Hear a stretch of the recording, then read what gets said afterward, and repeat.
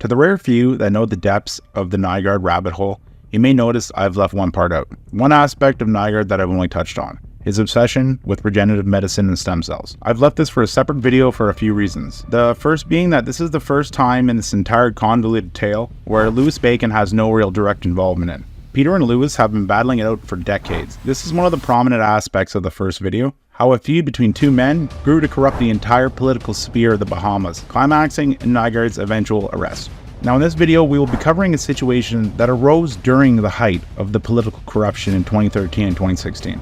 And I thought it would overcomplicate the first video if I included this during the main timeline of events. The other reason this is separate is because it's going to be exposition heavy. I'm sorry, there's just no real way around it, guys. I know some of you hate it, but I'm going to be rambling a lot because I have to, and it's going to be worth it. There's some aspects of the situation that will not be properly understood without some pre-existing knowledge. It's just kind of the way it is. We are going to be going in depth on Peter's history in the field of stem cells. The majority of this video will be backstory and build up, but that's kind of by design because the climax comes fast and heavy. And if I don't give you the whole picture, you're going to be like how I was when I first stumbled upon this, which was confused. The information I will be presenting, it's out there, but like other times I've mentioned in part 1, it's fragmented. And nearly all the records you can currently find on this main scandal seem to downplay the severity, leave out important details, and use ambiguous statements. All red flags, all over the place, with no real answers. The purpose of this video is to finish off the final chapter of Nygard lore. While I was finishing my first documentary back in 2021, I started doing a final research check, just a final sweep of some available information, to see if there's anything that I missed. Part of that was just taking a second look at some of the politicians who were active during the height of Nygard corruption. One of them happened to be the not-so-honorable Timothy Harris. I discovered in 2016 he was rumored to be loosely involved in a weird scandal at the St. Kitts Hospital, rightfully named JFN stem cell scandal. Until this time, I was highly skeptical of anything related to Nygard and stem cells. The rumors and claims are so silly that it's hard to even take any of it seriously. Things like he was injecting semen into his veins for longevity, or that he was going to clone himself and will all of his money to his clone so that he could live forever. Like, what do you think when you hear that kind of stuff? Someone's lost the plot. Not only is that ridiculous, but it runs the risk of delegitimizing everything else. I really didn't want to do that. Nygard is a big story. It's a little bit more serious than your simple internet figure. There's some inherent responsibility with things like this. That was the mind frame I had when I was originally researching this and writing part 1. I didn't want to add in ridiculous shit just because it's loosely attributed without explanation. That's how I viewed the rumors regarding Nygard Biotech. Until the discovery of the JFN stem cell scandal, an obscure controversy that arose on the St. Kitts Islands in 2016. I very well could have just made a quick summary, re-reporting on the events, and thrown it into the first documentary, but this part of the Nygard story means so much more with proper context. Sometimes the journey is just as important as the destination. I would highly recommend watching the first documentary to get a better understanding of Nygard and the power he had in the political landscape, but I wouldn't consider it mandatory viewing. You can watch this video on its own and still receive the message I'm trying to get across. Well, I hope at least.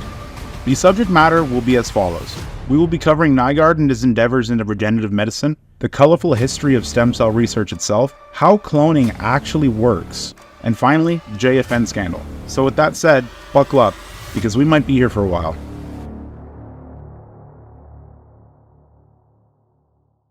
Peter Nygard's obsession with stem cells is one of the most publicly known aspects of his personal life, but also the least fully understood. In the later 2000s, Nygard's mother started to succumb to her old age and slowly deteriorate in health. In her 90s, she had a heart transplant, but after complications, she was eventually hospitalized and passed away. One of the avenues Nygard looked into while seeking potential treatments for his mother was the emerging field of stem cells. The death of his mother shocked him into adapting a more serious, healthy, proactive lifestyle, and it made him look into preventative and anti-aging medicine. Since then, he's become a vocal advocate in the advancement of the field, and surprisingly, he's also taken a more hands-on approach through his own research and private funding. In 2009, Peter formed a company called Nygard Biotech. Interestingly enough, even though the company is under the Nygard umbrella and controlled by Peter, he wasn't the acting CEO. The acting CEO for the company was an acquaintance of Peter's from Canada.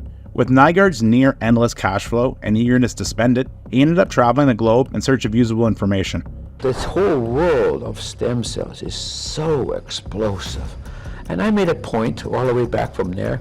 And I'll tell you when I made the point. When I saw my mom dying on me, and I loved her so very much, and I had lots of money, and I spent so much money trying to keep her alive. If I would have got hold of the stem cell information earlier, a year earlier, she probably still would be alive, because it would have saved her life. And I just lost her. And I looked in the mirror and I said, listen, you're next. And you know what the key punchline was? Late will kill you. If you act too late, like in the case with her, it was too late, it'll kill you. So get on with this and you're early. And then I made a point of getting on with it early. And I made a point of learning everything about it all through the world. You know, and I want to be the #1 person who knew this. And now I am. It didn't take long for him to get a foothold and make some powerful connections in the world of stem cells. One of them being Dr. Shukrat, an American biologist. He's the head of the Center for Embryonic Cell and Gene Therapy at Oregon Health and Science University in Portland. One of America's leading experts on stem cells and therapeutic cloning, Shukrat was one member of a small team of scientists that Nygard brought together a couple years after the formation of his company in 2009. He was taking this endeavor very seriously, and for every dollar Peter's put into litigation, he's put the same into stem cell research, development, and experimental treatments. In 2009 to 2013, he traveled to Korea, Ukraine, Brazil, Japan, China. He met and spoke with any expert in the field he could. His mission was to soak up as much information and gain as many resources that he could for his own personal use, but also for his biotech company. Now, Nygard Biotech is a strange creature in and of itself, because it's hard to find any concrete indications on what exactly they did. From what I can tell, they were mainly a think group dedicated to refining embryonic stem cell treatments, and in some situations, they also acted in an advisory role for other people seeking information in this field. Other than that, there isn't a lot at face value to go with. At this current time, it's been disbanded. There was never a headquarters or a dedicated facility, and the only thing they really had to go by was a website that was still in development.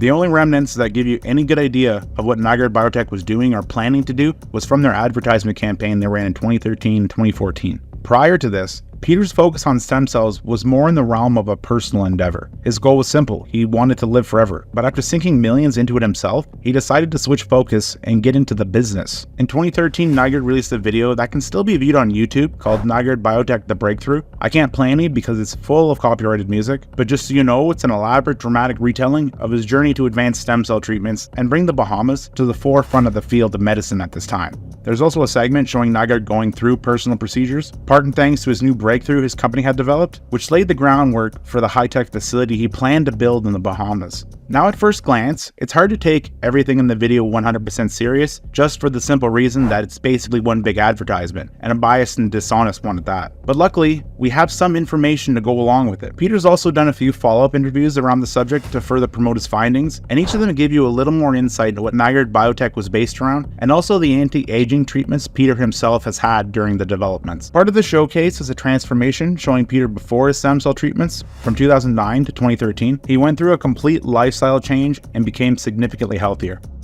Tell us a little bit about your research, sir. When I got to be 69 years old, I looked at myself in the mirror after just losing my mom. And I looked in the mirror and I said, you're next. But the interesting thing about it was that I didn't recognize myself. I had gotten that normal big belly, and I actually was looking like 69. And I heard somewhere that the trip from 70 to 80 was not a nice trip. And I said right there and then, I said, I ain't going on that trip. And I decided right there not to go on it. And after that, I started discovering the world of stem cells as well as all kinds of other medical devices. And of course, I was reading this man's magazine constantly, and what Life Extension. But it really becomes very apparent to you as soon as you hit those magical numbers. And should have come apparent to me a lot earlier, but at least it became then. And then I took some real decisive action. What kind of research have you done and where have you taken this? I've really made a point of really knowing everything there is in this world about stem cells. That became my flag. And I was fortunate in the first place to run into a very, very brilliant scientist. And he introduced me to somatic cell nucleus transfer, and he introduced me to the whole idea of Dolly the sheep, and the whole idea of the fact that there is a way to renew ourselves. And there is a new discovery made in this world that in effect can recreate life, Although cloning yourself, became obvious to everybody right at the beginning that it's not legal. The idea that you could take these stem cells that produce the sheep in that case, and actually start applying them and start putting them back into your body that could actually renew your body parts became very fascinating to me. Because my thrust really at that point became immediate. Not only try to live healthy for the next few years, but really to live a long time, healthy, And that meant to me that I had to renew my body parts. Our bodies are breaking down, and I had to renew them one way or another. So the research was all over the world. I must have been traveling the world 5 or 6 times around. Whoever was the top person in the world in this field, I went to visit him. And interesting, no one ever turned me down. And I must have met with everybody who's anybody in the whole field of medical science, the field of stem cells, And if there's somebody right now that is out there that I should meet, then please let me know, because I'm going to come and talk to you. But it was such a new field that by me studying it so carefully, I became one of the world experts in it. What I really became fascinated with is this word called somatic cell nucleus transfer, where we actually take a woman's egg, the unfertilized egg, take a woman's egg and take her DNA out of it and put my 7-year-old DNA into it and grew it in vitro. What's so fascinating, Peter, so the audience can understand what you're actually doing. This is not embryonic cell research. You have done something very unique. You've taken your DNA that's 100% unique to Peter Nygard. You've transferred that DNA into an unfertilized egg. And that unfertilized egg is rejuvenating your DNA, spewing out lots of stem cells that are Peter Nygard stem cells, and you're putting them back into your own body. I want to take a minute and touch on Nygard's personal stem cell treatments, the ones that he had to go to places like Kiev, Ukraine, and China for. What was this crazy geriatric having done to himself exactly?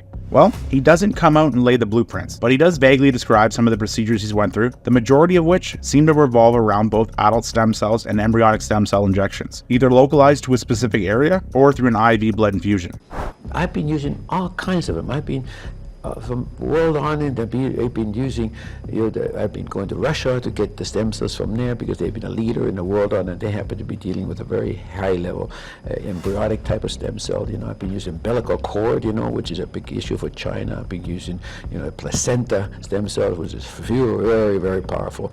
I've been using the stem cell cord blood, to do for my brain and my own, taking out of my own, and then taking it, out and then storing and putting in what you call SVF back in, which is sort of super cells, and then storing my mesenchymal stem cells, which is sort of one of your most powerful stem cells you have, and then going back for therapy 4 times a year and expanding those. See, the issue is being that we don't have enough stem cells, and what we now have found in the world is that we can take them out, expand them from 100 million to 1 billion and put them back in and keep restoring our stem cells, even our own, but even more importantly, new young ones, Now, at first glance, that might not seem that strange. These things have become more commonplace now, but the science behind it is important to understand because there are some aspects that start to get into the gray area.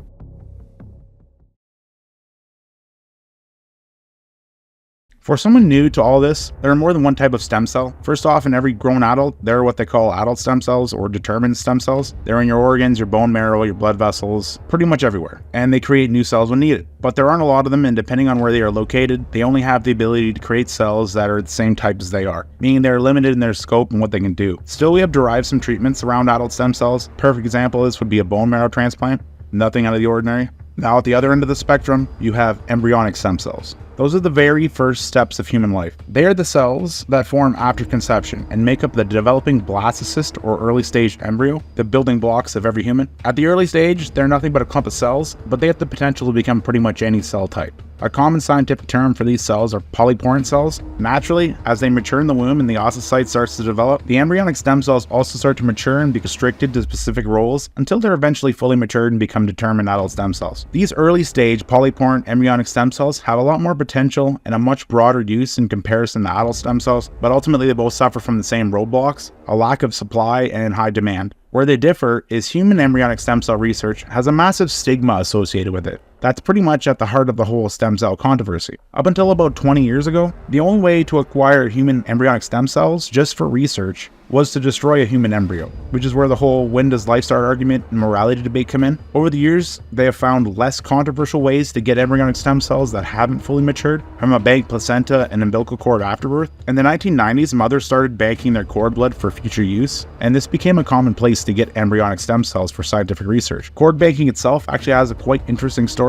In '88, a private initiative funded by the Rockefeller family performed the first successful cord blood transplant. They had a 5-year-old with a blood disorder causing him to have issues creating new blood cells, aplastic anemia, and the doctors used his infant brother's umbilical cord blood that they had banked after his birth, a first for its time, and they took the embryonic stem cells from the younger brother's cord blood and injected them into his 5-year-old brother. Seeing as the two of them were biological brothers, they were a successful match, and ultimately the operation was reported as successful, but it wasn't without its risks. See, there's an important thing to remember about any kind of stem cell transplantation, whether it be embryonic or adult. You can't just use anyone's stem cells. That's the kicker. And another huge obstacle stem cell treatments have faced. They essentially act the same way as any other transplant. There's always a chance of your immune system turning on those cells and ultimately cannibalizing them if your HLA markers are off. This is called graft versus host.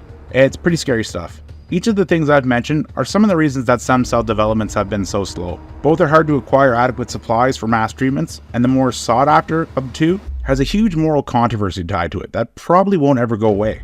Over the years, some scientists in the field started looking at different methods to solve these issues. One of the avenues they've taken in regards to adult stem cells was the introduction of iPS cells. I'm not going to go into too much detail about these because I don't want to bombard you with too much information, but you may hear them brought up when these topics are discussed. Induced polyporant stem cells are adult stem cells that have been scientifically altered or influenced to become reprogrammable and take on the characteristics of different cell types, basically budget embryonic stem cells. The idea of iPS cells is to get them to the point where they basically function the same as a human embryonic stem cell, but they're years away from that, and I personally would stay far away from anything like iPS cells. On the flip side, other scientists have took a more direct route by basically putting the controversy aside and just getting right to business, which is where Peter's new breakthrough comes in. You might have noticed that there's a resounding theme that keeps popping up in each of the videos and interviews that is hard to ignore. His new breakthrough, the somatic cellular nuclear transfer, or SCNT for short. It's a pretty simple concept at face value. It's just transferring a nucleus from one cell to another. The complexity comes with all the different ways this has been utilized and how it ties into our current situation. A nuclear transfer is a concept introduced to the world over 70 years ago and built off the work of two scientists, Robert Briggs and Thomas King.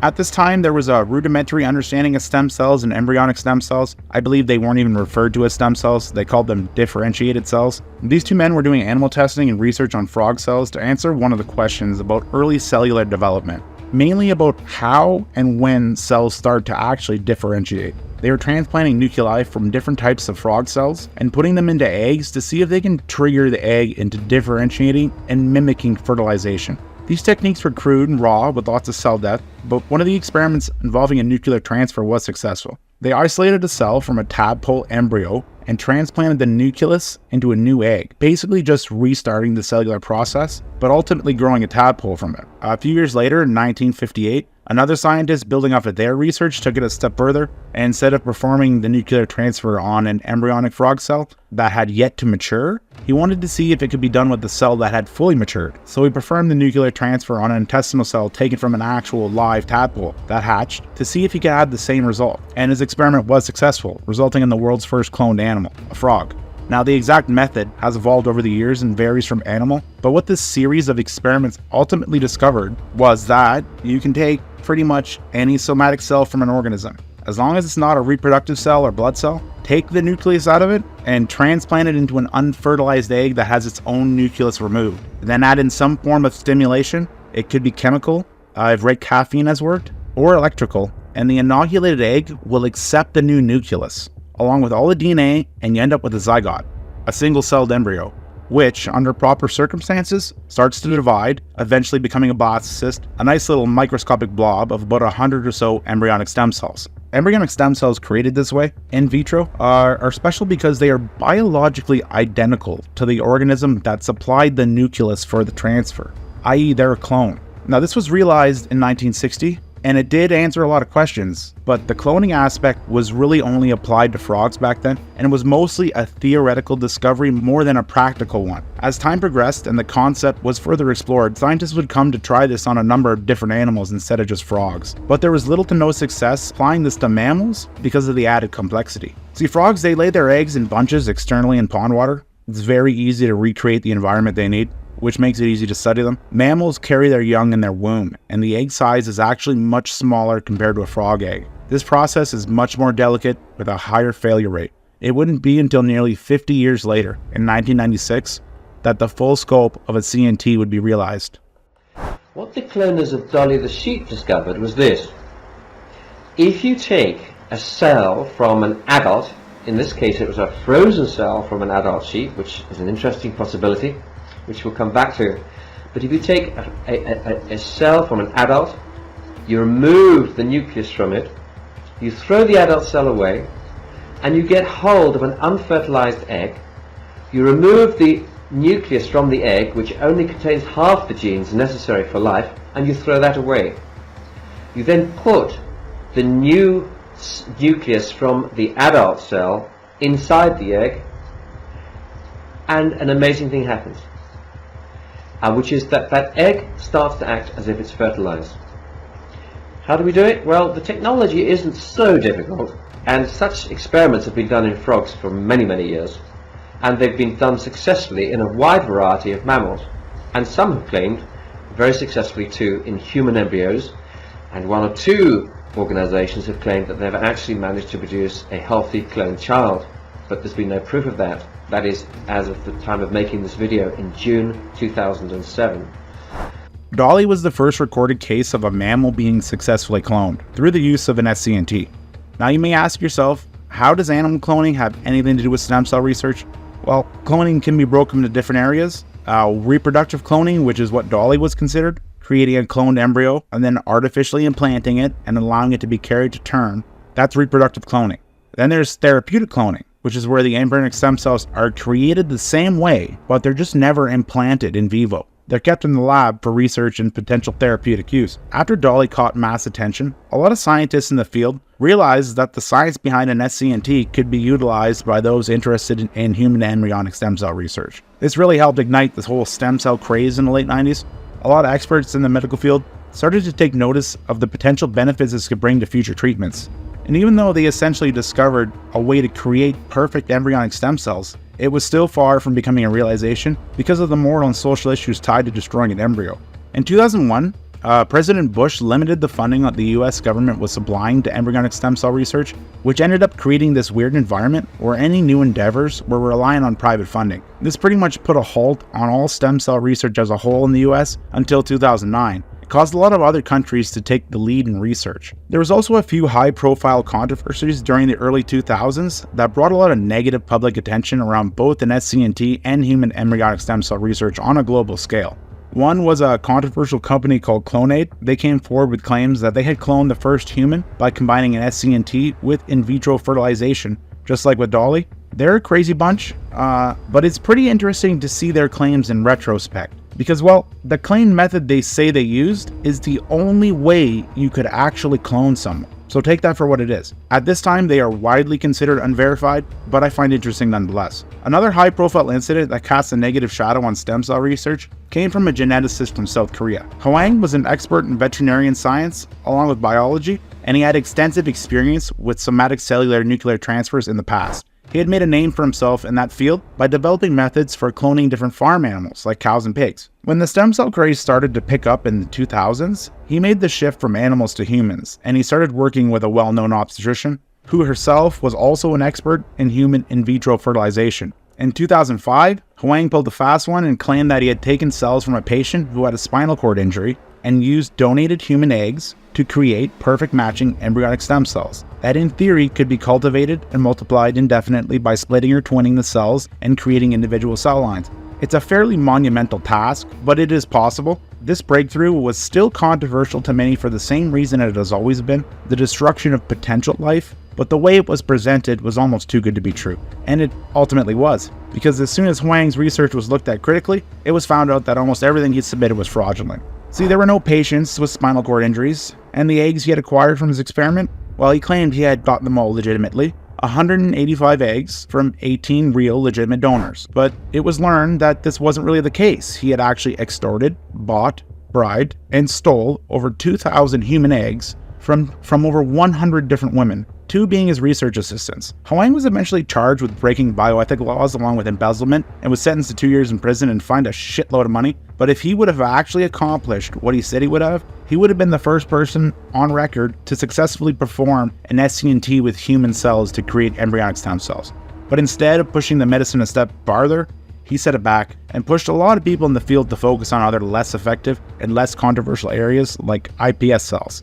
The interest in embryonic stem cell research would get a second wind in 2009 when Obama reversed some of the restrictions Bush had implemented in 2001, allowing the US some room for research. It wouldn't be until 4 years later, in 2013, that embryonic stem cell research would step into the limelight once again. See, a biologist came forth named Dr. Shukrat, and he announced that his team in Oregon had finally perfected the process and was fully capable of utilizing an SCNT to its fullest in relation to embryonic stem cell research. Nature actually describes for the very first time that we could take any cells from primate body and to make it become embryonic cells.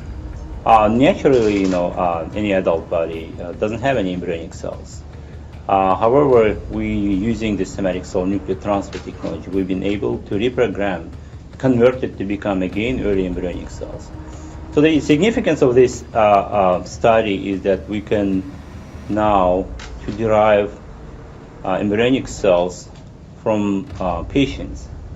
That means these embryonic cells are capable to become again any cell of the body, for example, become neurons or heart cells. And so we could use these cells to treat this patient. The embryonic stem cells, of course, have been derived about a decade ago. However, those cells were derived from unrelated, of course, embryos. In this case, we showed that we could derive cells which are specific to every patient. That means we completely resolve the issue of human rejection. There are a number of diseases we think it will help. For example, diabetes or heart disease. However, in future, we hope that these cells will actually be helpful in preventing aging. Now you might be wondering, what does this have to do with Nygard? Why is this relevant? Well, there are 2 reasons. It's important to understand the actual science and history here, because of how closely these different areas of science can become connected. And SCNT, embryonic stem cell research, and cloning, they're all intertwined. The second reason is because this isn't just the history of an SCNT and cloning. It is the history of Nygard Biotech's revolutionary breakthrough. Because see, immediately after Dr. Shukrat made his discovery public, Nygard Biotech sought him out and he became an advisor for them. Shukrat's technique and Nygard's breakthrough are one and the same. Once Nygard was introduced to Dr. Shukrat, he developed his breakthrough technique, and he not only wanted a location to fully utilize it, but Nygard also planned to monetize it by selling these treatments to others. And there was only one place in the whole world Peter could make that happen: the good old Bahamas.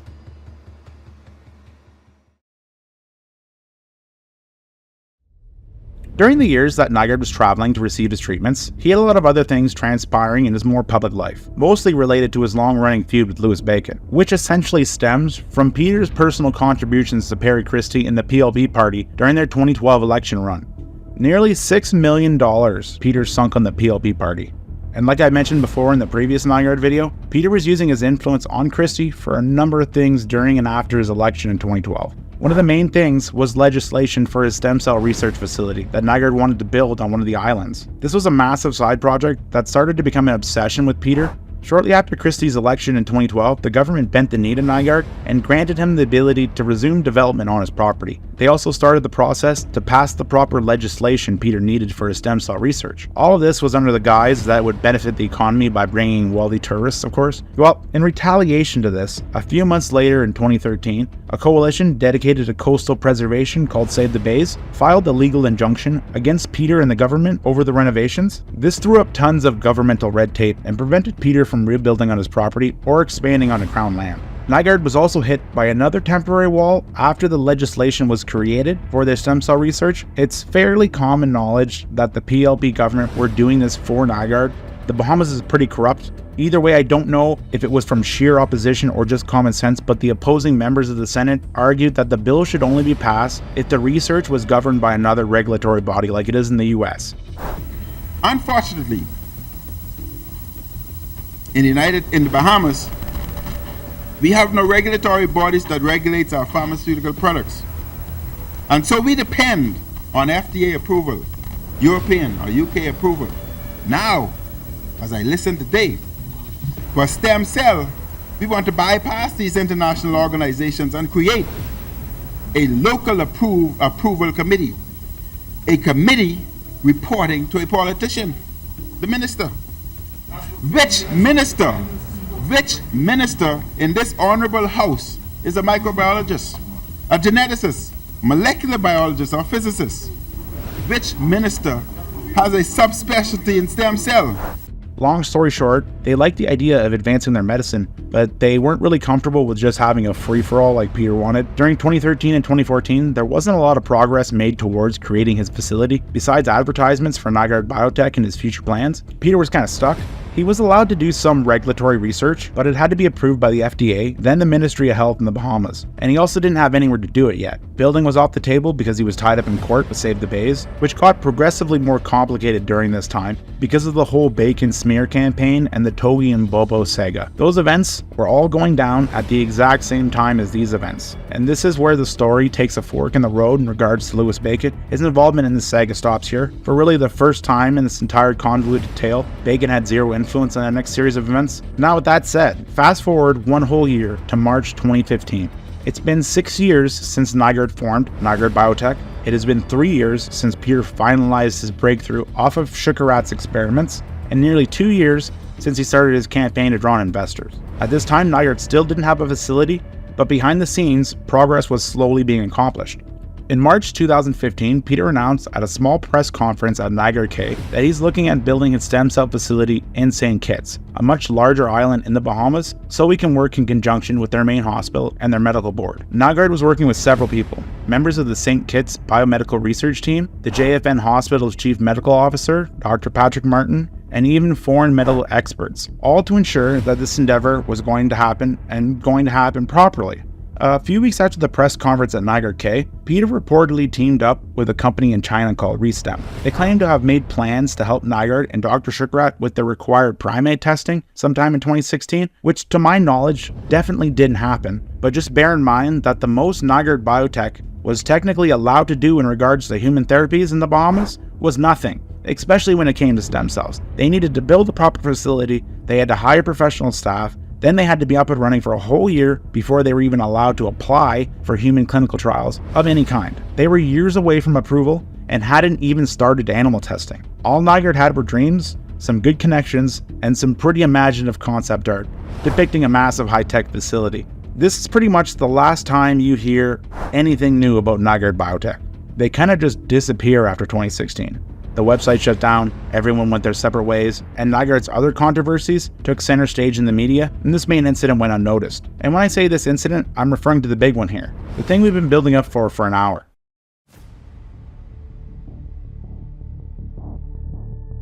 The Joseph N. France General Hospital and the 2016 stem cell scandal. This was one of two high-profile medical controversies involving government officials that happened in 2016 at that hospital. From April to August of 2016, the hospital was renting out rooms in their private ward and had a rogue medical company conducting secret human trials with an experimental herpes vaccine, completely unregulated and hidden from the medical board. This is referred to as the 2016 St. Kitts herpes scandal. The JFN General Hospital is actually a pretty crazy place. Like, it's the Wild West of medicine. You got money, you can literally rent rooms and do whatever you want there. But that's just an appetizer to the stem cell scandal of that same year. So, Wednesday, June 8, 2016, the nurses at the main hospital in St. Kitts, the largest hospital in the Bahamas, had an early morning nurses meeting outlining some of the upcoming changes for the next week. This is an actual picture of the paper handed out to the nurses that day. This was leaked on social media by one of the attending nurses during the aftermath. At the bottom it reads that the hospital is reserving 3 rooms in the private ward used to facilitate the stem cell research program, starting June 13th. Now this decision, which we wouldn't find out till after, wasn't known by everyone in the hospital or the medical board. Think low-key operation that only a few people were involved in and knew about. One of those people who was unaware was Dr. Patrick Martin, the same chief medical officer that was working with Nygard in the prior years to set up a proper regulated initiative. This was all news to him. Now, I'm not exactly sure how Dr. Martin found out about the research program. It could have been the result of the nurse's memo being circulated. He could have been tipped off. As far as I can tell, he doesn't necessarily say exactly how he found out. Either way, once he did catch wind of the stem cell program they planned on starting, he immediately began asking questions, because he himself is part of the approval process for any kind of medical research at the hospital. On the 11th, he contacted another doctor named Cameron to see if he knew anything about it, and to his surprise, Dr. Cameron did. But he refused to answer any of the questions or really go into detail. This didn't sit well with Dr. Patrick, so 2 days later, on the morning of Monday the 13th, the first day of the research program, he took the initiative and went to the hospital himself. Then he went to the private ward. Let me paint the picture for you. He arrived about an hour and a half after they had started. Dr. Patrick walks into one of 3 private rooms that over the past weekend had been retrofitted into makeshift operating rooms, and in the first one he finds 5 people. 2 of them hospital nurses, 1 hospital physician, and a female Brazilian doctor who was unlicensed at the time to practice, all performing some kind of unsanctioned operation on a patient in secrecy. The operation in question involved intravenous blood plasma injections, blood that we would later find out had been acquired from a placenta and navel cord of unknown origin. There were a total of 6 patients there that day, and 4 had been treated by the time Dr. Patrick had arrived. As soon as he walked in, he immediately confronted both doctors. He told them they had no medical or legal clearance to do this. He demanded to see the Brazilian doctor's license to practice medicine in the Bahamas. She was caught treating a patient with a stethoscope and medical gloves on, pretty much red-handed, or blue-handed in this case. He also demanded to see the hospital records, which there were none of, no patient registration, nothing. There was absolutely no paper trail, except for one thing, a document from Nygard Biotech called Infusion Protocols for Human Umbilical Cord Blood Transfer. Dr. Patrick Martin immediately had the doctors removed from the hospital, and he shut down the whole operation. Well, at least he tried to. Once the initial confrontation happened, Dr. Cameron, the doctor who had previously known about the research program, received a call that there had been an issue with the therapies, and the doctors performing them were literally kicked off the premises. So he went to the ward afterwards and got the remaining doctors to finish the treatments. He then contacted the permanent secretary and the senior and junior ministers of health to tell them that Dr. Martin had found out what was going on. While researching this, I've seen rumors that Peter Nygard himself was one of the 6 patients. I can't find anything that actually pinpoints this as proven, so I'd say it was unconfirmed, but what is confirmed is what would happen later on this same day. See, the patient that was present in the room when Dr. Patrick Martin shut down the operation, he got spooked and he immediately left the hospital, where he was picked up by Peter Nygard outside, and later that day was arrested at the St. Kitts airport. The 2 of them tried to board Nygard's private jet that was waiting for them to take them to the States, but were stopped at the bag check because Nygard's associate, the man from the hospital, tried to smuggle a high-powered rifle through airport security. I couldn't make this up if I tried. Welcome to day 1 of the JFN stem cell scandal. Gets worse too. See, Dr. Martin, he made a huge deal about this and wanted some accountability. He was the chief medical officer at the hospital, and this was an illegal operation that was going on behind his back. He's also no slouch when it comes to this area of medicine. He's advocated for research in this area before, and was part of the original initiative, but he seems to be a by-the-books kind of guy. He understands the delicacy of this area. Now, the weeks following would prove to be nothing short of a complete governmental denial and media shit show.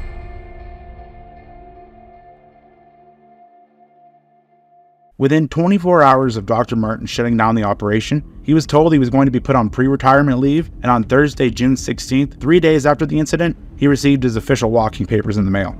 At this time, he was 58, 3 years past the mandatory age of retirement, but everyone was fine letting him continue working because he was fit for the position and very professional.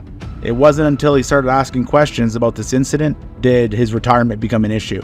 The next day on the 17th, another official, who just like Dr. Martin wasn't aware of the experiments going on at the hospital, was transferred from his position without reason. Slowly but surely, more eyes started to land on this incident, and speculation was taken to the next level on Saturday the 18th. So Dr. Patrick Martin, he went on a local radio show, Freedom FM, to address his departure from the hospital, and amplified the situation by informing everyone that the reason 2 officials were essentially fired without cause were over their objections to an illegal stem cell operation currently going on. He reiterated that his office is involved in the chain of command in regards to approval for projects like these, and that process was completely ignored by the people involved. On the 22nd, the St. Kitts former PM, Denzel Douglas, caught wind of the situation and went on an all-out attack and didn't sugarcoat his opinion one bit. He called the whole operation a complete embarrassment to the medical fraternity and the people of St. Kitts. As more pressure started to mount from the unanswered questions and speculation surrounding the situation, one of the ministers of state that is responsible for health, Senator Wendy Phipps, went on national television on the 23rd to address it, and she pretty much denied the claims set forth by Dr. Martin. As Minister of State with responsibility for health, I wish to state categorically that neither the Ministry of Health nor the Jane France General Hospital is engaged in any stem cell project.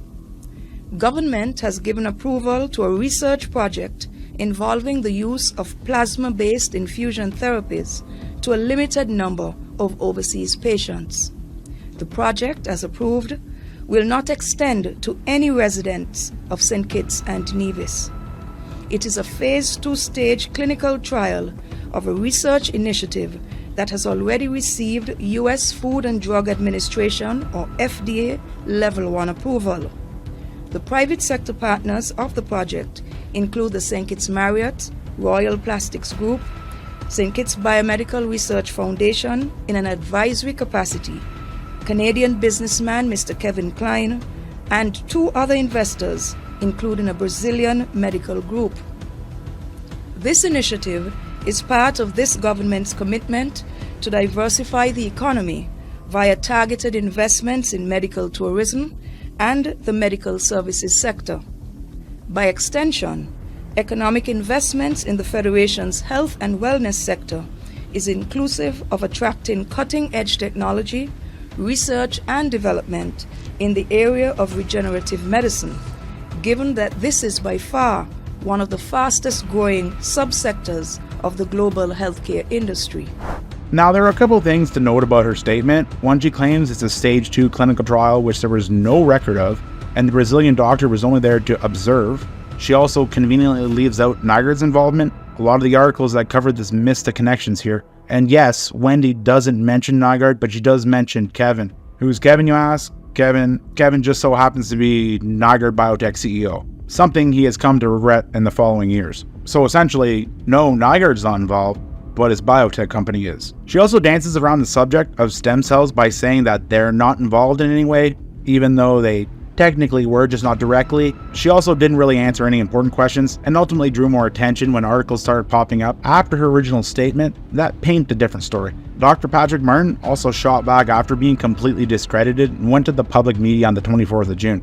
He proceeded to pretty much spill the beans, denouncing the whole operation as both illegal, immoral, and also raised concerns that Peter Nygard was somehow involved. Ultimately, he just wanted some accountability for the officials that let this happen and wasn't going to really go down without a fight. As this continued, more and more people echoed his demands of disclosure, and some even wanted officials to step down because of this, which is more than warranted. 2 weeks after the initial incident, and 5 days after Dr. Patrick Martin went public, the St. Kitts Prime Minister Timothy Harris finally decided to address the scandal and held a press conference to answer the mounting questions about unregulated research that was still ongoing. First thing he did was introduce the new chief medical officer. They promoted Dr. Cameron, the doctor who continued the unsanctioned therapies. Yeah, they just promoted him to the acting new medical officer. So there's nothing really to worry about. Everything's good and approved now. He then went into full damage control and claimed that the government did nothing wrong, and that the media attention around this was all because Dr. Patrick Martin was upset about his retirement. He also touched on the issue of Nygard, and I can't help but laugh because he basically said, yeah, sure, maybe there was a Peter Nygard involved, but who's to say it's the Peter Nygard? I guess this is meant to insinuate that Peter Nygard may be a common name in the Bahamas. I don't know. Believe it or not, this fucking clown is still in a position of power. Either way, Dr. Martin must have known something like this was going to go down because he had one final move. Before Timothy Harris had the press conference, Dr. Patrick Martin prepared. He had acquired the nurse's memo that was circulating on Facebook and the document from the hospital called Infusion Protocols for Human Umbilical Cord Blood Plasma. The document in question had Nygard Biotech's company name all over it, and Dr. Patrick Martin went to the media once again with a final statement after talking to a lawyer. He reiterated once again that everything he said was true, and he has the receipts. And the facts of the matter are that the hospital was participating in activities that are unsanctioned both ethically and legally, and the officials involved did not follow any proper chain of command and then attempted to cover the situation up, basically reinforcing everything he had said with the willingness to defend it in court, which is where this would eventually end up, but not because of Dr. Patrick Martin. 4 months later in September that year, Timothy Harris, the St. Kitts PM, he ended up filing a lawsuit against Dr. Denzel Douglas, the opposition leader who came out to support Dr. Patrick Martin. Timothy Harris claimed that the speech Douglas gave after the incident, where he addresses his concerns about the stem cell scandal, he claimed that was libel. Douglas ended up doubling down on his statement and claimed it was fair and based on qualified privilege, and this would eventually land in court, where Dr. Douglas and his lawyers made a couple very important requests. They wanted a letter regarding the authorization of the business activity for St. Kitts Institution for Regenerative Medicine. They wanted Nygard Biotech's public relations campaign package. They wanted a copy of the St. Kitts Institution for Regenerative Medicine's business plan. They wanted all the cabinet minutes from the meetings held. They wanted a list of all the medical personnel that had worked on this project and copies of their registration with the medical board. They wanted a copy of the customs declaration forms to confirm that the biological material came from a legitimate source, and a number of other things. Timothy Harris actually refused to turn over the documentation and got a leave to appeal and a stay of execution, so who knows if this information will ever actually come to light, which is kind of troubling because there's still some questions left over in the aftermath that still haven't been clarified. Some pretty important questions swept under the rug and forgotten about, like what the hell was Peter exactly doing there, and what was his involvement in this? As much as the media likes to dance around the subject of Nygard Biotech's involvement, it's hard to assume that they were just there for a casual advisory role like the government says. You have 3 years of Peter advertising and planning and pushing the legislation that got us here in the first place. There are even rumors that Peter himself was in fact one of the unnamed patients. There's also some contradictory claims on the exact specifications of the therapy they were doing. What exactly are infusion protocols for human umbilical cord blood plasma? And why is the information surrounding this event being so tightly held?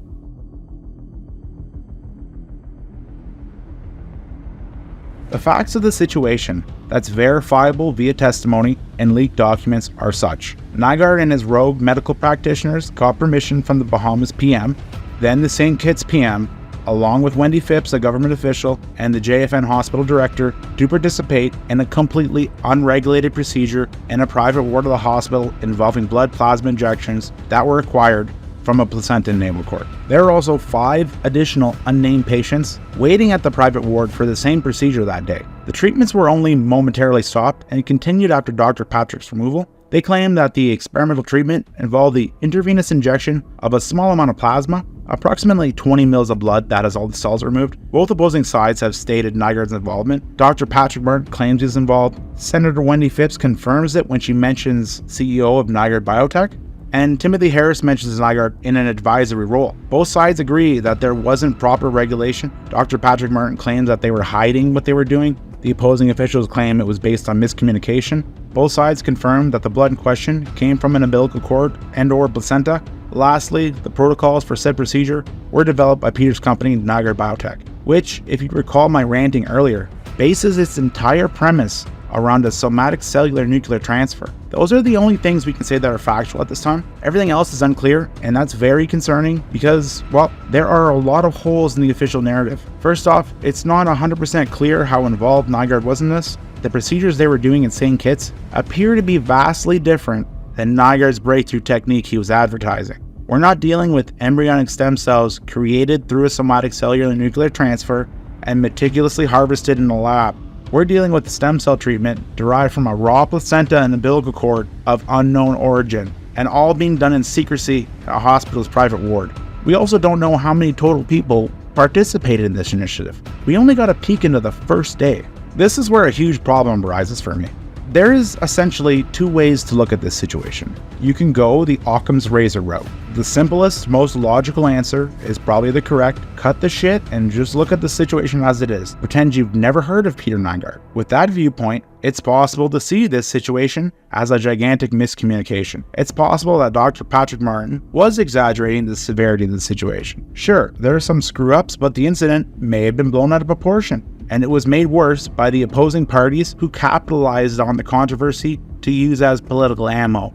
It's also possible that Nygard's involvement was minimal, limited to an advisory role, and this was a separate endeavor from the ones he was pursuing with Nygard Biotech. It's possible that the biological material was donated and came from a reputable blood bank, and for some uncontrollable reason, there just isn't any documentation. It's possible that the FDA screwed up and there's no record of their clinical trials. It's possible that this whole situation is less a medical controversy or scandal and more of an example of lazy governmental miscommunication. These are somewhat logical conclusions one can attain from this. But on the other side of the coin, if you have the context surrounding Nygard, his biotech, and the rampant political corruption he was involved in, the official miscommunication narrative becomes impossible to accept. If you go by the official statement from the governmental members involved, you might not even catch the connections that tie it all to Nygard. Wendy Phipps doesn't even mention him. She refers to Nygard Biotech CEO instead. Timothy Harris completely just blows it off and plays dumb.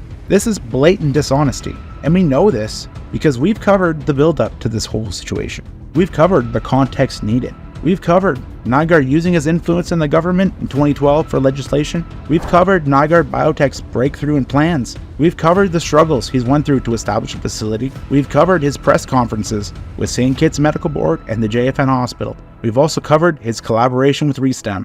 To say Nygard has minimal to no involvement in the JFN scandal, you'd have to have known over 4 years of buildup and take the word of officials from a corrupt establishment who have been proven liars. The way you view this situation's scale heavily changes the potential outcome. If you look at this situation as the climax, the conclusion, after years of buildup, opposed to a once-off freak coincidence, you start dealing with an entirely new creature, mainly because of one thing: the somatic cellular nuclear transfer. The breakthrough technique Nygard Biotech is based on. The technique designed to create usable, perfectly matching embryonic stem cells that can be theoretically injected. Exactly what Nygard had done in 2013 and planned to implement in the Bahamas in the following years. But the official narrative, it does not include any of that.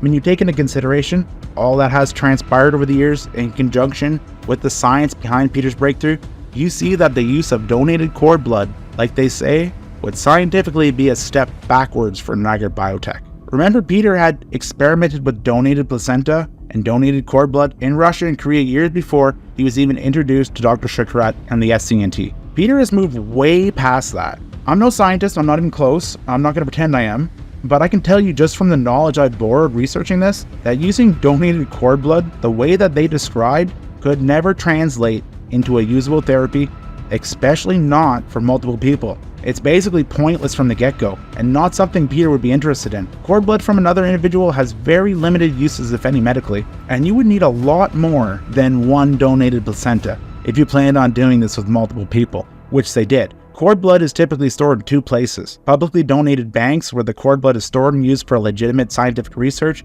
and mainstream medical treatments. Then there's private banks designed for parents to store their child's cord blood for their own future uses. This entire Bahamas stem cell initiative was passed under the guise of medical tourism. They were essentially selling a service, and with that a product. You have to have a supply of the product if you intend to sell this service. Where are they getting this biological material from? That's the big question here. Nygard even acknowledges this and said he solved the issue of acquiring a supply of embryonic stem cells by creating specialized ones, tailored to the patient. There is no reason to mess around with banks when you could clone your own. And all of this was really planned 3 years before the scandal even happened. It doesn't make logical sense that Peter would use donated cord blood to get embryonic stem cells when he has a much more effective route available by means of an SCNT, which he had the know-how and means to do so. During the time of this scandal, he was still affiliated with Dr. Shukrat, which leads me to my next issue.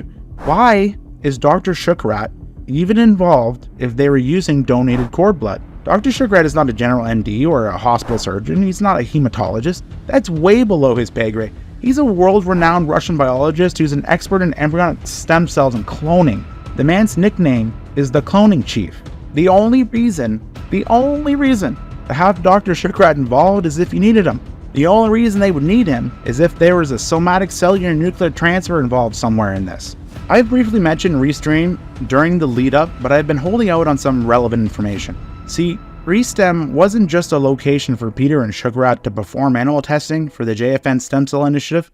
Their history with Peter is deeper than that. See, Restem was also the biotech company Peter used in 2013 to turn his breakthrough therapies involving the SCNT into an actual treatment. He can be seen at their facility in China receiving injections in his promotional video. If you were wondering where Peter actually got his breakthrough treatment done, it was in China through Restem. This is one of their main advertisements on their own website. They also mentioned that they were working with Nygard and Dr. Shukrat in 2015 to develop SCNT technologies for the stem cell initiative in the Bahamas. But the connections between Nygard and Restem go much deeper than just a partnership. See, one of the heads of Restem just so happens to be the vice president of Nygard Biotech. She can be seen right here, along with Peter and the rest of the St. Kitts Biomedical Foundation, the day that they publicly announced that the stem cell research treatment facility that Peter originally proposed would be established in St. Kitts, where the scandal happened 1 year later. You may be wondering why I'm focusing so heavily on this. It's because the individuals involved in this are saying that there is no connection between Nygard or his plans and the JFN stem cell scandal, when at the bottom there clearly is. Wendy Phipps and Timothy Harris have maliciously deceived the public by straight out lying about Dr. Patrick Martin and withholding information to downplay Nygard's involvement. And I kind of think I know why. If you're like me, and you see that Nygard has been involved in this in every step of the way, from his breakthrough discovery to buying into politics and shaping the goddamn legislation, his meetings with St. Kitts Biomedical Foundation, his partnership with Shukrat and Restem, you come to the realization that this is pretty much Nygard Biotech's initiative, and Peter had the means and resources available at this time to fully utilize his breakthrough stem cell treatment and sell it, just like he said he would do. Restem was equipped to perform an SCNT to create the cloned embryonic stem cells. JFN Hospital acted as an easily accessible location for patients to get administered the treatments, and Nygard himself was the patient liaison. In my opinion, it's a very real possibility that this is what was actually going on. But there are issues presented here also because the biological material involved. Okay, so instead of having a bunch of embryonic stem cells, we have raw organs. It has been confirmed by both sides that the experimental treatment at JFN that Dr. Patrick Martin uncovered involved giving patients blood that came from an umbilical cord and placenta. That's an undeniable fact. And another fact is, there's no record of where it came from, okay? And just based on that, we have to be open to the possibility that it may not have come from a bank. So how do we tie all these loose ends here? How do we deal with the secrecy, the biological material, the inclusion of Nygard Biotech? Is there a theory that would incorporate the confirmed facts with Nygard Biotech's potential involvement to create a unified theory of what the actual hell happened here? Yes, there is. See, one way to make sense of everything would be to entertain the idea that the reason there's no record of where the cord blood came from was because it wasn't donated from a bank. It was created by a somatic cellular nuclear transfer. And the officials involved either don't realize this or they do and want to cover it up. If this was the case, I could see why they were so tight-lipped about this incident, because if a somatic cellular nuclear transfer was involved at any level in this endeavor, that would indicate somewhere along the road, the line between embryonic stem cell therapy crossed into the area of full-on human cloning. And this convoluted situation gets a lot darker because, well, you can't just grow a placenta or umbilical cord artificially. The technology isn't there. The only place in the entire world an umbilical cord and placenta can be formed is in vivo, in a woman's womb. And there's usually something attached to it. Do you see what I am getting at here? In case you don't, let me get someone much more intimate with Nygard to explain it to you. This is Sulin. We have briefly talked about her before. She is a Brazilian supermodel who is one of Nygard's many girlfriends he had over the years. More recently, she has been accused of aiding and abetting Nygard in human trafficking. She's labeled as his recruiter. Potential guilt aside, she is someone who is very familiar with Peter. A few years ago, she wrote a book, her memoirs. There's very little in it about Nygard. The book is pretty much 240 pages of her talking about her life and ex-boyfriends, but on page 196, she does mention something relevant to this situation. During the last year I lived with Peter in Marina del Rey. He was involved in stem cell treatments and exercising daily. One day, during a trip to Kiev, where he was having stem cell research done, when he finished he said he had to talk to me about something. He took me to a board meeting type room with a large table surrounded by about 30 chairs. After we sat down, he asked, "Sulin, do you know what the best stem cells are?" Having done a lot of research for my mother, I said, "Yes, embryonic, correct." "And you know what? If you got pregnant and had an abortion, we could use those embryonic cells and have a life supply for all of us. You, your mother and me." A lot of people are doing it enthusiastically. I was beyond stunned. This was the sickest thing I have ever heard Peter say. I thought he was going crazy. But looking back now, I realized that his obsession had taken him to a dark and very off-kilter place in his mind. I couldn't speak for a moment. Finally, catching my breath, I said, "Peter, I do not believe in abortion. Sulin, this is the way to save your mother and to keep me alive so I can take care of all of us," he said passionately. I just shook my head no, and he kept talking. "Sulin, I would compensate you extremely well. We could set up your mother's treatment and do it all during the same trip," he said with a wink. Ultimately, we later found a better place for my mother, a treatment facility in China, where she was eventually treated. Peter paid all the expenses, including the $60,000 treatment costs. The week before my mother's treatment, my father was deported to Brazil again, where my mother and sisters would be moving to be close to him. The trip to China would be a very hectic time. Peter was amazing, but I also knew what was coming, what it would cost me. I spent my nights wrestling with whether I should do what he had asked. Night after night after night, until I was consumed by angst and guilt. While I was compiling this video over the last few months, well after the script was written, I stumbled upon Unseemingly, a mainstream documentary created on Peter Nygard. Nothing really new is in it, but there is a segment from one of the private investigators that I think is paramount. I can't play the clip, but I got a quote from it from the end of the 3rd episode that is quite relevant to what we are talking about right now, that might make things a little bit easier to understand. We've talked to numerous girls, women who were very close to the STEM lab in China. Our investigation indicates that Nygard has impregnated numerous women. Girls intentionally paid for their abortion, got the stem cells and injected them into himself to further his life, believing that it is the fountain of youth. This is a real-life horror film. So, if Nygard used a somatic cellular nuclear transfer to create a cloned embryo, there's 2 ways to turn that into usable embryonic stem cells, like he planned to do.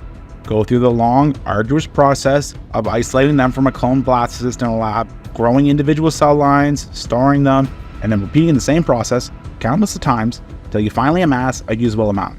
It is possible, and this is actually done. This does happen. The other method, though, would be more along the lines of Sulin's story. You create a cloned embryo, but instead of destroying it in vitro, you artificially implant it in a woman. Then, after a few months, you abort the cloned pregnancy, but save the cord blood. Scientifically speaking, this would leave you with blood that is saturated in millions of embryonic stem cells that are a perfect match for the person who the embryo was cloned from.